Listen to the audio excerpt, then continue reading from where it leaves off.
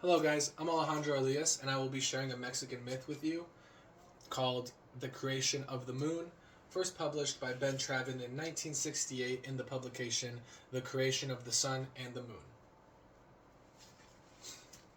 Long ago, the world had the sun, but when night fell, there was nothing left, nothing but darkness. And people feared the darkness. Mothers worried for their children, and hunters always lost their way.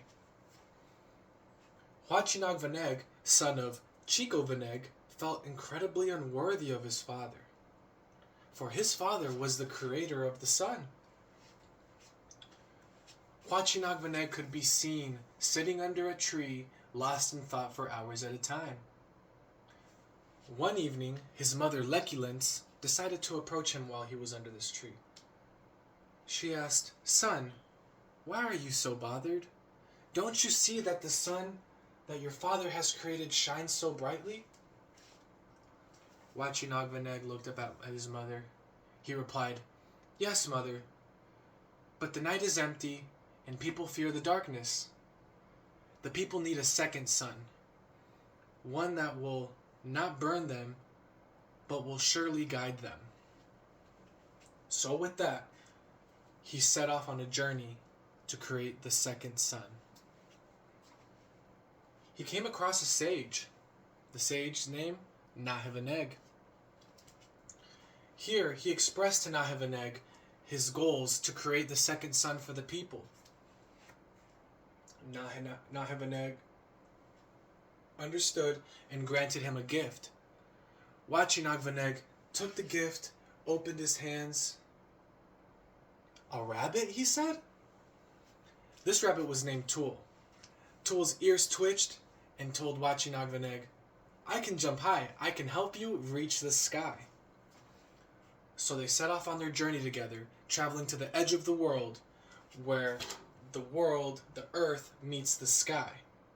It was being guarded by a huge tiger. This tiger suspiciously looked at Huachinag Veneg and said, "Your father stood here once. Shall you be worthy? You will succeed, but first you must rest." Huachinag Veneg and Tool retreated, they rested, and when they were well rested, they traveled to the top of Rock Chabukel. There they looked for the lowest hanging star, and when they spotted it, Huachinag Veneg went to build his courage, but it was missing. He was doubtful and hesitant. Sensing this hesitance, Tool looked at him and he said, "That's okay, I will go first." He leaped up at the lowest hanging star, but he fell back into the darkness. Immediately, he sprang back up a second time and his ear clipped onto the lowest hanging star. Huachinag Veneg reached for his lasso, hooked onto Tool, and in a second, he was swinging and soaring through space.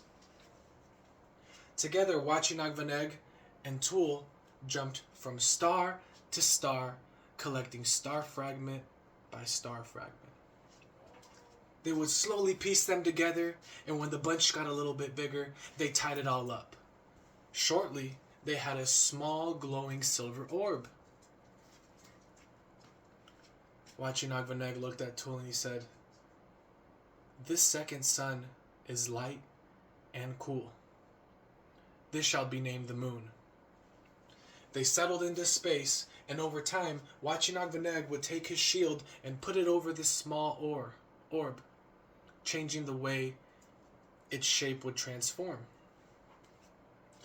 Back down on Earth, his mother Leculence looked up and saw that this new second sun, the moon, was now in existence and changing over time.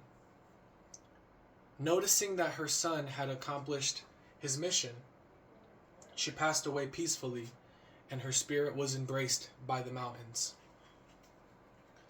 Over time, Tool, being the silly little rabbit that he was, would jump around in space, back and forth, back and forth. Huachinag Veneg annoyingly sighed. "Tool, the people down on Earth will think I'm stumbling up here in the sky. We cannot have this here. Please return to Earth.